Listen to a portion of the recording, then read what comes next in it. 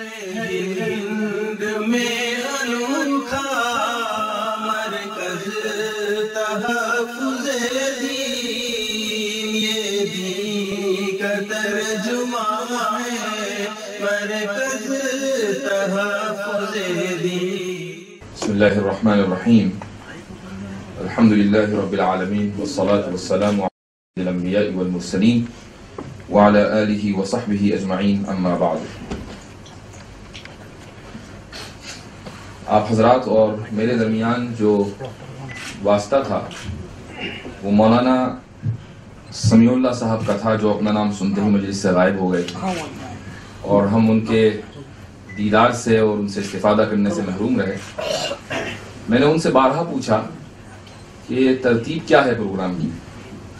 کہنے لگے کہ کچھ نہیں، کچھ لوگ ہوں گے اور ایک مذاکرہ ہو جائے گا۔ تو میں یہی سمجھ رہا تھا کہ کچھ لوگ ہوں گے اور ایک مذاکرہ ہوگا چھوٹا سا۔ الحمدللہ تقریریں کرنے کا بہت اتفاق ہوا ہے اور یہ تقریریں عوامی نوعیت کی رہی ہیں، اور مقررین جانتے ہیں کہ جب سامنے محض عوام ہو تو آپ 2 گھنٹے کی بھی تقریر کریں تو کوئی حرج نہیں، مضامین آتے چلے جاتے ہیں اور الفاظ نکلتے چلے جاتے ہیں۔ ایسا میرے ساتھ بہت کم ہوا ہے کہ علماء اور دانشور دونوں جمع ہوں، علماء میں پھر قاسمی بھی ہوں، ندوی بھی ہوں، اور دانشوروں میں پھر صحافی بھی ہوں اور ایڈوکیٹس بھی ہوں۔ تو اتنے سارے دریاؤں کا یہ سنگم، اور اس کے سامنے، اس سنگم کے سامنے بیلنس بنا کر چلنا، یہ میرے لیے ایک بہت مشکل ٹاسک ہے۔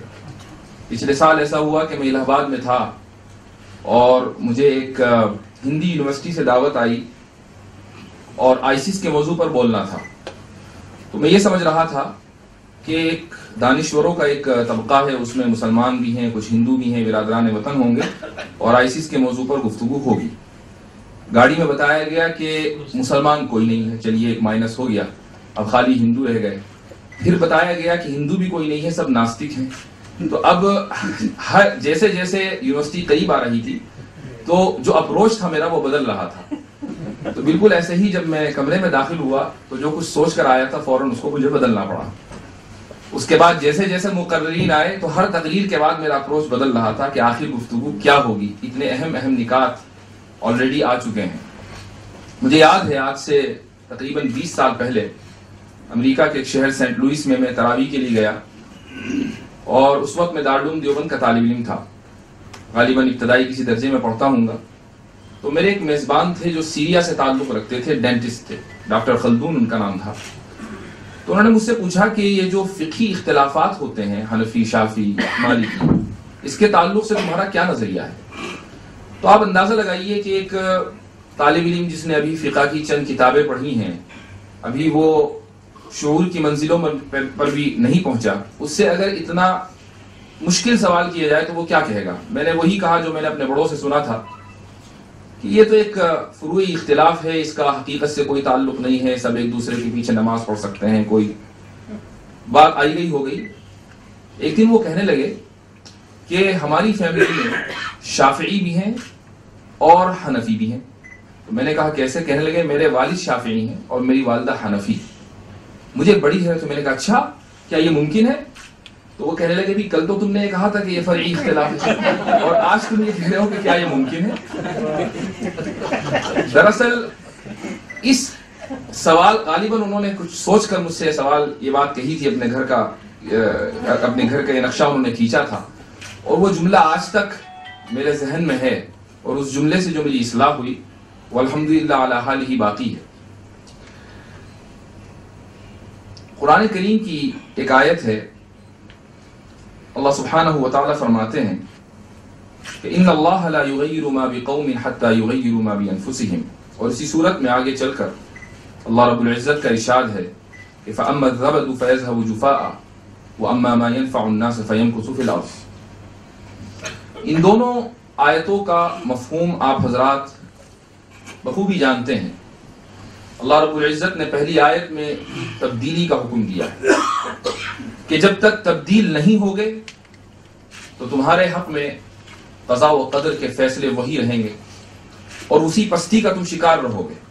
تمہیں خود تبدیلی لانی اور پھر اس کے بعد دوسری آیت میں یہ حکم دیا کہ وہ تبدیلی کیسی ہونی چاہیے اور اس تبدیلی کی نوعیت کیا ہونی چاہیے. ہم ہر روز تبدیلی دیکھتے ہیں اور بعض مرتبہ تبدیلی کا تجربہ بھی کرتے ہیں، لیکن وہ تبدیلی ہمارے حق میں اس وقت کارگر اور مؤثر ہوگی جبکہ وہ نافع ہو. اس وقت ہو یہ رہا ہے کہ تبدیلی کی آوازیں ہر سطح پر بلند ہو رہی ہیں، ہر طرف سے بلند ہو رہی ہیں، لیکن وہ تبدیلی مؤثر نہیں ہے. اور قرآن کریم کا یہ ارشاد کہ فَأَمَّا الزَّبَدُ فَيَذْهَبُ جُفَاءً، کہ جو جھاگ ہے وہ تو یوں ہی چلا جاتا ہے اور جو چیز ہے وہ زمین میں باقی رہنے والی ہے. اس کا مطلب یہ ہے کہ جو تبدیلی ہم کر رہے ہیں اور دیکھ رہے ہیں اور اس کو برت رہے ہیں اور اس کا تجربہ کر رہے ہیں، اس میں کہیں کوئی غلطی ہے کہ جس کی اصلاح کی ضرورت ہے، اور یہی وجہ ہے کہ وہ تبدیلی جھاگ کی طرح کنارے پر جا لگتی ہے اور وہ نفع بخش ہو کر ہمارے درمیان باقی نہیں رہتی. اس لیے میں آپ کو کوئی مجھے لمبی چوڑی گفتگو نہیں کرنی ہے، اور خصوصاً میں پرسوں ایک اجلاس میں تھا تو میں نے وہاں ایک بات کہی کہ، اور وہ بھی ایک مختصر سی نشست تھی علماء کی. میں نے کہا کہ ہمارے جلسوں کی ایک خاص بات یہ ہے کہ جب مقرر تقریر کر لیتا ہے تو ایک دوسری مجلس منعقد ہوتی ہے جس کو ہم مجلس مصافحہ کہتے ہیں. لائن لگ کر خوب لمبے چوڑے مصافحے ہوتے ہیں، کچھ حضرات پانی بھی پھکوا دیتے ہیں، بوتل لے کر آتے ہیں. تو کل ایک اسی طریقے کا اتفاق ہوا تو ایک صاحب نے بوتل آگے کر دی تو میں سمجھا کہ شاید پینے کے لیے ہے. تو بعد میں چونکہ ان تکلفات کا عادی نہیں ہوں، بعد میں مجھے خیال آیا کہ نہیں، یہ بھی ایک ٹریڈیشن ہے کہ اس میں بھی پھونک مارنی رہتی ہے. تو بہرحال میں نے پھونک مار دی. تو خلاصہ یہ ہے کہ مقصد اس مجلس مصافحہ کا اور کچھ نہیں ہوتا، بلکہ ایک کچھ لوگوں کی دلی تسکین ہوتی ہے. میں یہ چاہتا ہوں کہ اگر چھوٹی چھوٹی مجلسوں کے اندر ہمیں نفع بخش گفتگو کرنی ہے تو صرف ایک جانب سے گفتگو نہ ہو اسٹیج کی جانب سے، بلکہ سامعین کی طرف سے بھی گفتگو ہونی چاہیے، اور سوال و جواب کی نشست ہر چھوٹے بڑے جلسے میں مذاکرے میں ہونی چاہیے، تاکہ مقرر نے اگر کوئی بات کہی ہے اور اس کو اپنی اصلاح کی ضرورت ہے اس کی اصلاح ہو جائے، اور اگر اس کو فیڈ بیک چاہیے تو وہی موقع پر فیڈ بیک مل جائے. آج کل ہو یہ رہا ہے کہ فیڈ بیک کے لیے ہم نے فیس بک کا انتخاب کر رکھا ہے کہ وہاں جس طرح کا بھی اچھا برا اور عام طور سے برا فیڈ بیک ہم دینے کے فیس بک پر عادی ہوتے ہیں، اور بہت کم ایسا ہوتا ہے کہ ہم اچھا اور مفید مشورہ فیس بک پر دیتے ہیں. بہرحال یہ جو 2 آیتیں میں نے پڑھی ہیں، اس تناظر میں میں آپ کو تھوڑا سا پیچھے لے جانا چاہتا ہوں ہسٹری میں، بلکہ نبی کریم صلی اللہ علیہ وسلم کی ذات مبارکہ سے میں اس کا آغاز کرنا چاہتا ہوں. اللہ رب العزت نے اور اللہ کی مشیت نے جب نبی کریم صلی اللہ علیہ وسلم کو حکم دیا تو آپ علیہ الصلاۃ والسلام تبدیلی کے لیے کھڑے ہوئے. جزیرۃ العرب ایک روایت پسند معاشرہ تھا جس میں کچھ قبیلے رہا کرتے تھے، ایک دوسرے کے ساتھ جنگیں کیا کرتے تھے، مرتے تھے، مارتے تھے، اور اس کے علاوہ اس کلچر میں، اس تہذیب میں کچھ اور نہیں تھا. یہی وجہ ہے کہ اس زمانے کی اگر آپ شاعری دیکھیں تو سوائے جنگوں کے، اونٹوں کے اور خواتین کے تذکرے کے علاوہ، شراب کے تذکرے کے علاوہ کوئی اور چیز نہیں ملتی. ان کے نزدیک سب سے محبوب چیز صحرا تھا اور سب سے نفع بخش چیز اونٹ تھی. تو جس تہذیب میں آپ صلی اللہ علیہ وسلم پروان چڑھے ہیں، اللہ رب العزت کا حکم تھا کہ اس تہذیب کو بدلنا ہے، اور آپ نے اس تبدیلی کے عمل کو شروع کیا، اور وہ تبدیلی ایسی نفع بخش تھی کہ جس کا اثر آج بھی ہے اور رہتی دنیا تک رہے گا. اور ہم سب جو اس حال میں جمع ہیں اسی تبدیلی کے، دراصل اسی تبدیلی کو ہم اپنے سینے سے لگائے ہوئے ہیں، اسی تبدیلی کا نام لے کر ہم زندہ ہیں. نبی کریم علیہ الصلاۃ والسلام کی ذات مبارکہ سے جب تبدیلی کا آغاز ہوا تو صحابہ کرام اور اس کے بعد تابعین اور تبع تابعین تک یہ سلسلہ ہوتا چلا آیا. حضرت ابوبکر صدیق رضی اللہ عنہ کی سیرت سے میں ایک مثال آپ کو دیتا ہوں کہ آپ جب خلیفہ بنے تو ایک بہت بڑا فتنہ آپ کے سامنے آیا، اور یہ تھا مانعین زکوٰۃ کا، جنہوں نے زکوٰۃ دینے سے منع کر دیا. کہا کہ ہم اسٹیٹ کو زکوٰۃ نہیں دیں گے، زکوٰۃ دیں گے لیکن اسٹیٹ کو نہیں دیں گے. ہاں، رسول اللہ صلی اللہ علیہ وسلم کے زمانے میں بات دوسری تھی، آج بات دوسری. حضرت ابوبکر صدیق اور حضرت عمر کے درمیان ایک بہت مشہور ڈسکشن ہوا ہے جس کو احادیث کی بہت سی کتابوں نے ریکارڈ کیا ہے. حضرت عمر کی رائے یہ تھی، حالانکہ ان کا مزاج یہ تھا کہ جہاں ان کو کوئی بات بری لگے تو وہ اپنی تلوار سونپ لیں. یہ پہلا غالباً موقع تھا جہاں حضرت ابوبکر کو مشورہ دینے والے عمر تھے کہ تلوار اندر رکھنی ہے، باہر نہیں نکالنی. اور حضرت ابوبکر رضی اللہ عنہ یہ فرما رہے تھے کہ نہیں، تلوار نکلے گی. اور اس لیے نکلے گی کہ میں بحیثیت خلیفہ کے اس بات سے مطمئن نہیں ہوں کہ بکری کا ایک بچہ جو رسول اللہ صلی اللہ علیہ وسلم کو بطور زکوٰۃ دیا جاتا تھا آج وہ روک لیا جائے۔ یہ جو تبدیلی کا عمل تھا، اس بات کا امکان تھا کہ حضرت ابوبکر صدیق یہ سوچتے کہ ابھی میں خلیفہ بنا ہوں، ابھی جیش اسامہ کو بھی بھیجنا ہے، ابھی فلاں کارروائی بھی کرنی ہے، ابھی ذرا اسٹیبلٹی پہلے ہو جائے، اور اسی طریقے سے حالات چلتے رہیں۔ لیکن حضرت ابوبکر رضی اللہ عنہ نے تبدیلی کا ایک عمل اس کا آغاز فرمایا اور اس طریقے سے ارتداد کے اس فتنے کو ختم کر دیا۔ حضرت عمر رضی اللہ عنہ کا زمانہ آیا اور بے شمار تبدیلیاں ہوئی، اس کی ایک مثال میں آپ کو دیتا ہوں، اور یہ مثال ہے تراویح کی۔ حضرت عمر رضی اللہ عنہ مسجد میں جاتے ہیں، بہت سے لوگ اپنی اپنی جماعتیں کر رہے ہیں، اور حضرت عمر کی خواہش یہ ہوئی کہ یہ سارے لوگ ایک امام کے پیچھے جمع ہو جائیں اور اس طریقے سے ایک یونیفائڈ گویا کہ جماعت ہو۔ کچھ لوگوں نے اعتراض بھی کیا کہ حضرت امیر المؤمنین یہ تو بدعت ہے، تو حضرت عمر رضی اللہ عنہ نے اس اعتراض کو یہ کہہ کر مسترد کر دیا کہ بدعت ہے، ہوتی رہے، بہت اچھی بدعت ہے، مجھے پسند ہے یہ بدعت، نعم البدعۃ ھذہ۔ اور یہ کہہ کر آپ نے اعلان کر دیا کہ یہاں سے تبدیلی ہوگی اور اس مسجد میں ایک متحدہ جماعت ہوگی، ایک امام کے پیچھے سب لوگ تراویح پڑھیں گے۔ حضرت عمر رضی اللہ عنہ نے اس تبدیلی کا گویا کہ ایک نمونہ پیش کیا، یوں تو ان کی پوری جو زندگی ہے وہ تبدیلی سے عبارت ہے۔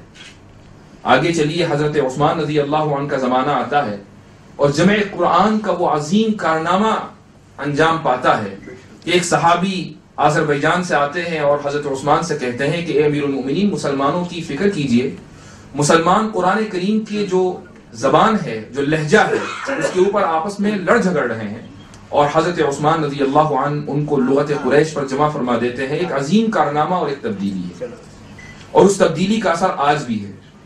آگے چلیے، حضرت علی رضی اللہ عنہ کا دور آتا ہے، اور اس زمانے میں بہت بڑی تعداد عجمیوں کی اسلام قبول کرتی ہے اور وہ قرآن کریم پڑھنا چاہتی ہے، دین کا علم حاصل کرنا چاہتی ہے، لیکن اس کے سامنے رکاوٹ عربی زبان ہے، کیونکہ اس کے جو اصول و ضوابط ہیں وہ منضبط نہیں تھے، وہ مدون نہیں تھے۔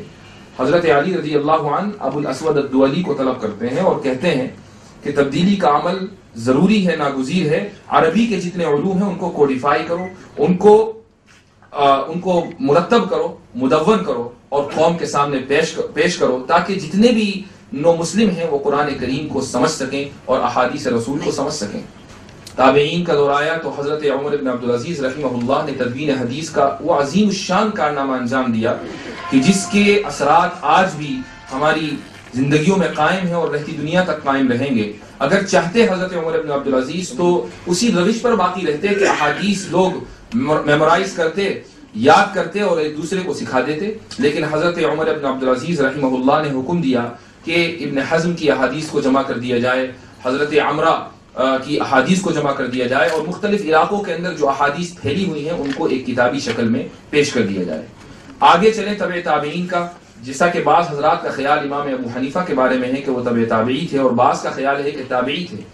اگر امام ابو حنیفہ رحمہ اللہ تبدیلی کو پسند نہ کرتے، ایک انقلابی تبدیلی، ایک نفع بخش تبدیلی، تو شاید اجتہاد اسی طریقے سے ہوتا کہ ایک آدمی نے ایک مسئلہ سوچا اور اس کی ایک دلیل اس نے سوچی اور اس کے بعد قوم کے سامنے پیش کر دی، ایک انفرادی اجتہاد ہمارے درمیان رہتا۔ لیکن امام ابو حنیفہ رحمہ اللہ نے اجتماعی اجتہاد کی ایک نمونہ پیش کیا۔ 22 سال تک ایک ایسی مجلس اور شورا کہ آپ پریزیڈنٹ رہے، امیر رہے، کہ جس نے 83,000 مسائل پر اجتہاد کیا ہے 22 سال میں۔ شورا کا جو کانسیپٹ امارت میں تھا اور اسٹیٹ کو رن کرنے میں تھا، وہ کانسیپٹ امام ابو حنیفہ رحمہ اللہ نے فقہ کے اندر اپلائی کیا ہے سب سے پہلے۔ یہ ایک عظیم الشان تبدیلی تھی، نفع بخش تبدیلی تھی۔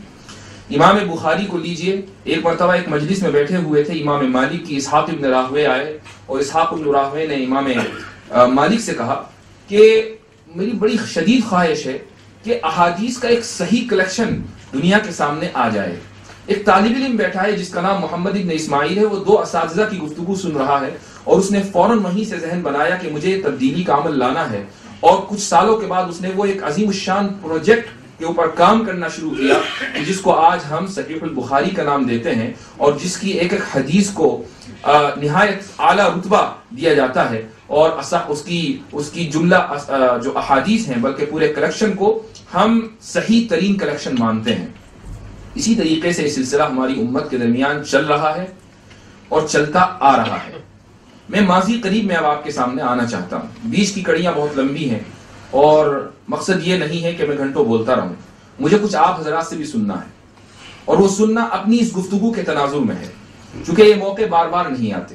میں جہاں رہتا ہوں وہاں کا ماحول الگ ہے، یہاں میں آتا ہوں، دیوبند میں میرا اکثر رہنا ہوتا ہے، تو ایک خاص قسم کا دیوبند کا ماحول ہے اور لائف اسی طریقے سے چلتی رہتی ہے اور سب اس میں خوش ہیں۔ لیکن جب ہم باہر نکلتے ہیں تو دنیا دوسری ہوتی ہے اور بدلی بدلی نظر آتی ہے۔ اس لیے میں چاہتا ہوں کہ جب ہم اس ماحول میں آئیں تو صرف ایک طرف سے کانورسیشن نہ ہو، بلکہ یہ دو طرفہ ہونا چاہیے، یہ ون وے ٹریفک نہ ہو، ٹو وے ہو۔ تو بہرحال ماضی قریب میں آپ حضرات کو لے کر آنا چاہتا ہوں۔ دارالعلوم دیوبند کے بانی حضرت امام محمد قاسم نانوتوی رحمۃ اللہ علیہ ہمارے علماء میں تبدیلی کا سب سے بڑا مظہر ہے، اور اس کی دلیل یہ ہے کہ جب 1857 کی جنگ آزادی میں مجاہدین کا یہ لشکر، یہ جماعت اس کو شکست ہوئی، تو یہ لوگ شکست خوردہ ہو کر بیٹھے نہیں، بلکہ 10 سال تک یہ سوچتے رہے کہ تبدیلی کیسے لانی چاہیے۔ اور اس کے بعد ان لوگوں کے ذہنوں نے یہ کام کیا کہ اگر تبدیلی لائی جا سکتی ہے تو وہ تعلیم کے ذریعے لائی جا سکتی ہے، اور تعلیم بھی مذہبی ہونی چاہیے، خالص۔ لہٰذا دارالعلوم دیوبند کا قیام عمل میں آیا اور تبدیلی کا وہ عظیم الشان کارنامہ انجام پا گیا کہ جس کی شاخیں ہر جگہ ہیں، جس کے برگ و بار ہر جگہ ہیں، اور ماشاءاللہ اس کے جو پھل ہیں وہ دنیا بھر میں پھیلے ہوئے ہیں۔ یہ ایک 150 سالہ تاریخ ہے۔ حضرت امام محمد قاسم نانوتوی رحمۃ اللہ علیہ کے بعد آپ کے جو جانشین تھے، ان کا نام تھا شیخ الہند مولانا محمود حسن دیوبندی۔ ان کے ذہن نے یہ کام کیا کہ اگر مدرسہ یوں ہی چلتا رہا تو مدرسے سے علماء تو تیار ہوتے رہیں گے، لیکن اس ملک کی آزادی کا کیا ہوگا؟ اس ملک کو آزاد بھی تو کرانا ہے، لہٰذا تھوڑی سی تبدیلی کی ضرورت ہے۔ اور اس تبدیلی کے لیے انہوں نے تعلیم کے ساتھ سیاست کو بھی اپنے نصاب میں داخل کیا، اپنے ذاتی نصاب میں داخل کیا، اور اپنے دائرے میں رہ کر انہوں نے کچھ ایسے اسٹوڈنٹس تیار کر دیے کہ جنہوں نے اس ملک کی آزادی میں بڑھ چڑھ کر حصہ لیا، اور اس میں سر فہرست ہیں حضرت مولانا عبید اللہ سندھی رحمۃ اللہ علیہ، کہ جنہوں نے 1915 میں جا کر کابل میں فرسٹ گورنمنٹ ان ایگزائل قائم کی۔ اور میں جب بھی اس واقعے کو ذکر کرتا ہوں میں فخر کے ساتھ ذکر کرتا ہوں، چونکہ ایک بوریا نشین عالم دین کابل جا کر ہندوستان کی گورنمنٹ قائم کرتا ہے، جس کا اعتراف کرنے والے ممالک جرمنی، ترکی، رشیا، جاپان اور خود افغانستان، اور اس کے جو فرسٹ پریزیڈنٹ ہیں وہ ہیں مہندر پرتاپ، اور پہلے جو وزیر اعظم ہیں وہ ہیں مولوی برکت اللہ، جن کو اٹلی سے طلب کیا۔ یہ ایک عظیم الشان تبدیلی تھی کہ جس کا نمونہ لوگوں کو دکھایا گیا کہ دیکھو تبدیلی سیاست میں اس طریقے سے لائی جاتی ہے، جب آپ اس پوزیشن میں اور پاور میں ہو کہ جہاں بہت کچھ کر سکتے ہیں، وہاں آپ صدر کی کرسی ہتھیا کر نہیں بیٹھ جاتے، بلکہ صدر کی کرسی ایسے لوگوں کو دیتے ہیں کہ شاید ان کو صدر بنانے سے دیگر مفادات جو اس حکومت کے حق میں ہوں وہ حاصل کیے جا سکتے ہوں، اچیو کیے جا سکتے ہوں۔ مہندر پرتاپ کو اگر صدر نہ بنایا جاتا تو شاید وہ حکومت فیل ہو جاتی۔ انہوں نے مہندر پرتاپ کو صدر بنایا، مولوی برکت اللہ کو وزیر اعظم بنایا، اور خود چونکہ ان کا اثر رسوخ ان ممالک میں تھا وہ وزیر خارجہ بنے، اور اپنی وزارت خارجہ میں اس حکومت کے لیے انہوں نے کام کیا۔ یہ تھا ماضی قریب کا ایک نقشہ۔ لیکن اس کے بعد پھر ہوا یوں کہ ہم یہ سمجھے کہ نہیں، یہ سب چیزیں بیکار ہیں، اور جس طریقے سے زندگی چل رہی ہے اسی طریقے سے چلتی رہے، اور اس کا نتیجہ یہ نکلا کہ ہماری صفوں میں مسلکی انتشار پیدا ہو گیا۔ پہلے تو ہم شیعہ سنی میں تقسیم تھے ہی، جب بر صغیر کے اندر مسلمانوں کی تعلیمی جو ان کی کارنامے تھے وہ بڑھے، تو پھر دیوبندی اور بریلویوں میں تقسیم ہو گئے، پھر اہل حدیث بھی آ گئے۔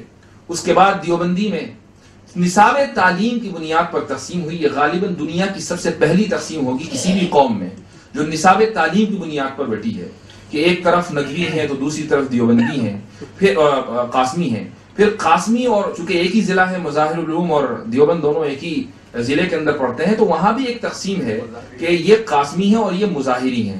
پھر اس کے بعد ایک اور تقسیم ہوئی جس میں یہ ہوا کہ یہ 1982 کے بعد کے قاسمی ہیں اور یہ 1982 کے پہلے کے قاسمی ہیں۔ تقسیم کے اس عمل کو ہم اتنا پسند کرتے ہیں کہ وہ مستقل جاری ہے۔ اور میں نے اس موضوع پر ایک مضمون لکھا تھا، اور یہ جو میری تحریک چلی تاریخ فتح کے خلاف، دراصل اس سے پہلے میں نے ایک فیس بک پر ایک تحریری سلسلہ شروع کیا تھا اپنے نوجوان ساتھیوں کے لیے، علماء کے لیے، کہ اس ملت میں امت میں اتحاد کیسے پیدا کیا جائے. اور اس وقت غالباً 1 سال پہلے کی بات ہوگی، میرا ایک مضمون تھا کہ کیا آپ نے جزء لا یتجزا دیکھا ہے؟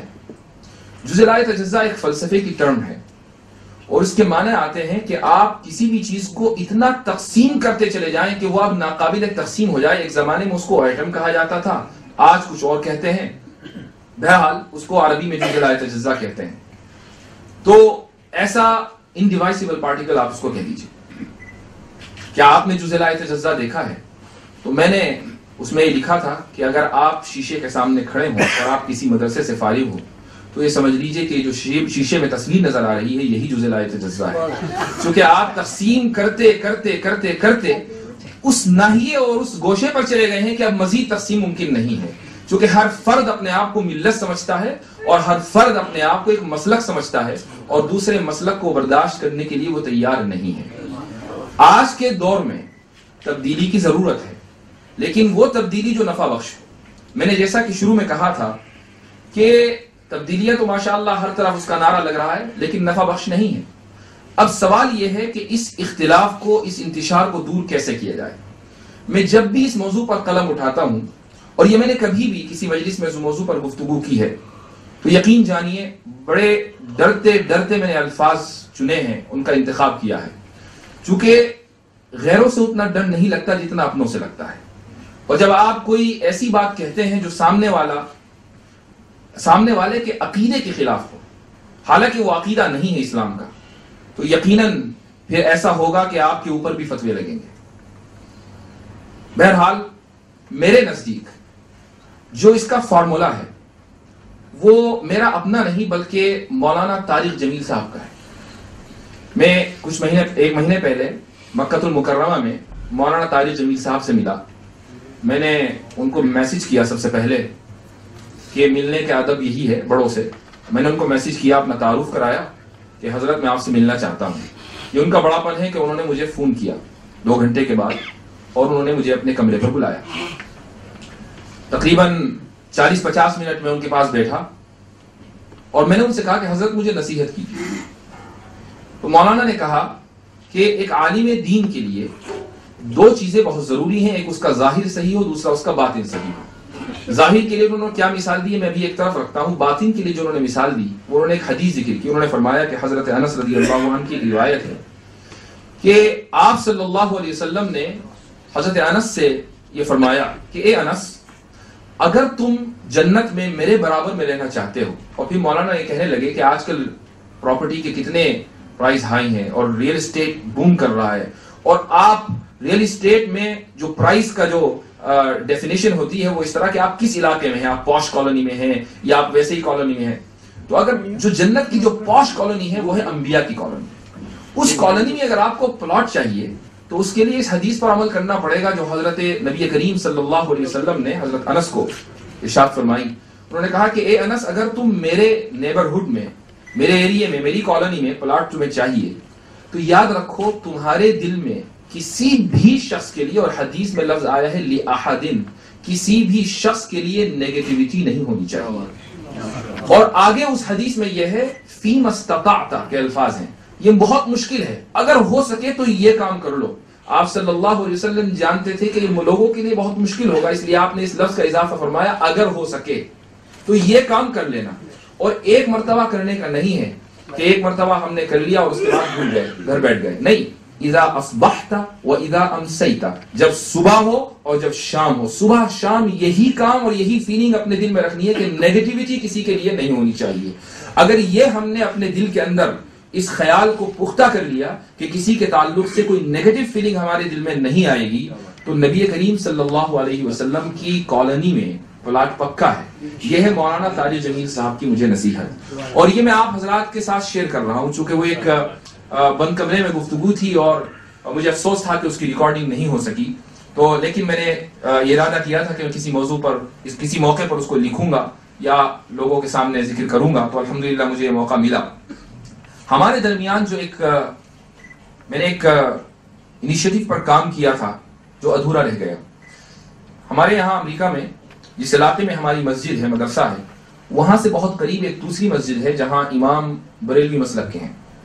میں نے ایک دن ان کو فون کیا اور کہیں سے نمبر حاصل کر کے اور ان سے کہا کہ مولانا میں آپ کے ساتھ تھوڑی دیر کے لیے چائے پینا چاہتا ہوں اور اس کی ویڈیو ریکارڈنگ کرنا چاہتا ہوں اور ہم گفتگو کریں ایسے امور پر اور ایسے موضوع پر جو ہمارے اور آپ کے درمیان مشترک ہے. اور ویڈیو ریکارڈنگ اس لیے ضروری ہے تاکہ میں اس کو سوشل میڈیا پر ڈالوں, چونکہ میں سمجھتا ہوں کہ ہمارے درمیان اور ہمارے لیے سوشل میڈیا ایک بہت مضبوط چینل ہے. میڈیا تو ہمارا نہیں ہے لیکن سوشل میڈیا کسی کی جاگیر نہیں ہے, آپ اس کو اپنے طریقے سے بہت نفع بخش انداز میں استعمال کر سکتے ہیں. تو میں نے ان کو فون کیا کہ میں چاہتا ہوں کہ ہم دونوں بیٹھیں اور ویسے ہی چاہے اناپ شناپ گفتگو ہو, کچھ دیر, اور اس کی 5-10 منٹ کی ویڈیو آ جائے, 1-2-4 سیلفی لے لیں. اور مقصد یہ ہے کہ بھئی ایک شخص جس کو امریکہ میں ایک دیوبندی مولوی کے نام سے جانا جاتا ہے اور دوسرا شخص جس کو ایک بریلوی اسکالر کے نام سے جانا جاتا ہے, یہ دونوں ایک ٹیبل پر بیٹھے ہوئے ہیں, ایک کی سفید پگڑی ہے دوسرے کی ہری, لیکن دونوں نے پگڑی پہنی ہوئی ہے. تو اگر یہ سوشل میڈیا کے اوپر اس طرح کی تحریک چلے تو اس سے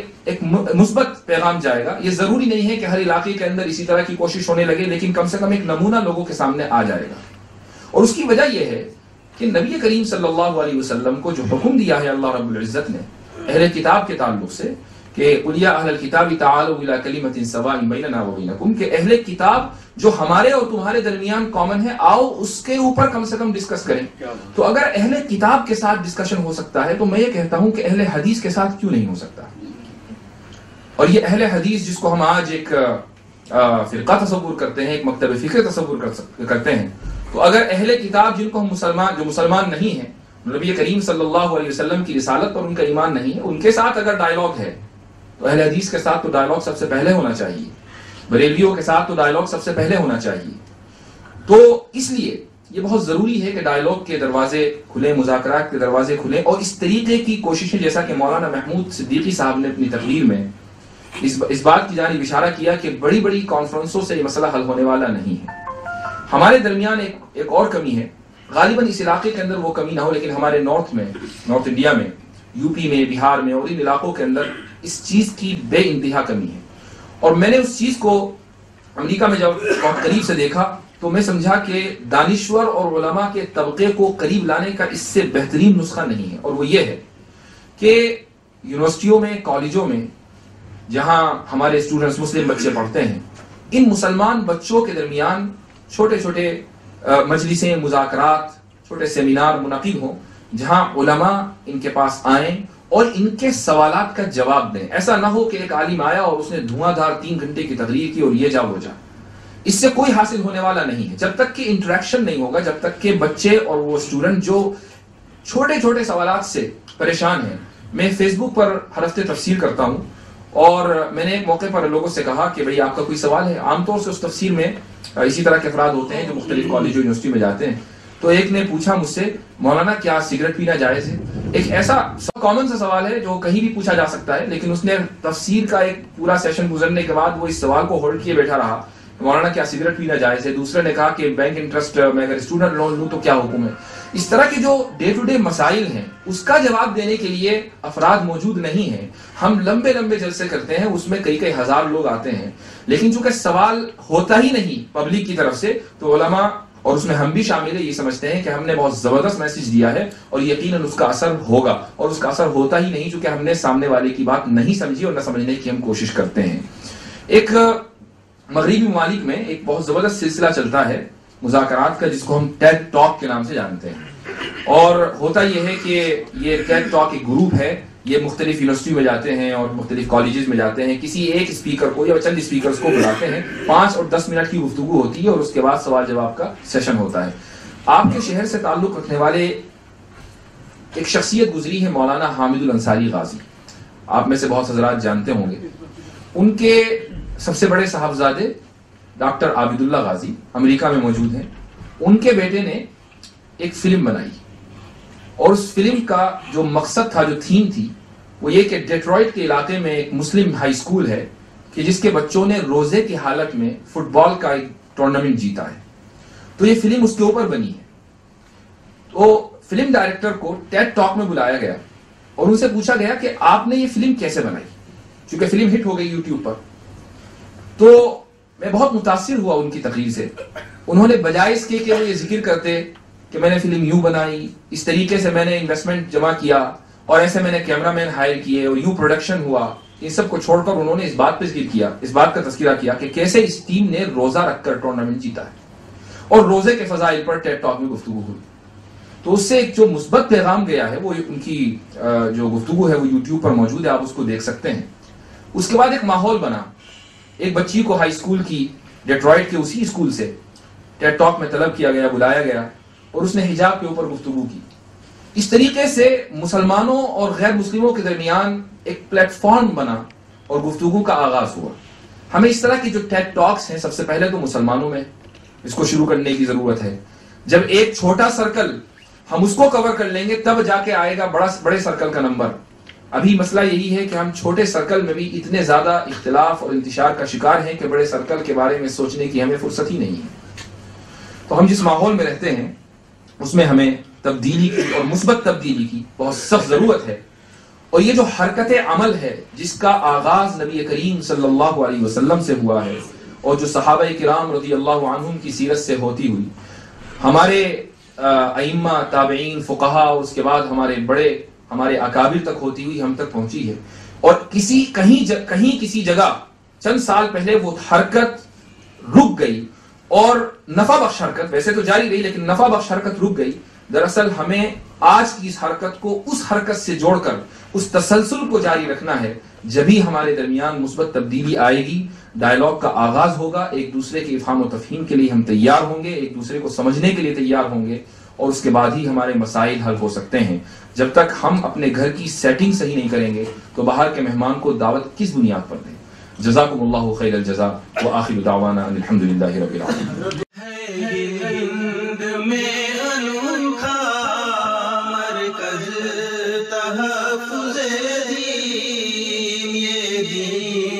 ترجمہ ہے مرکز تحفظ دین، وصف نبی کا پیکر، علم و عمل کا لشکر، پیغام دیوبند پہنچا رہا ہے گھر گھر۔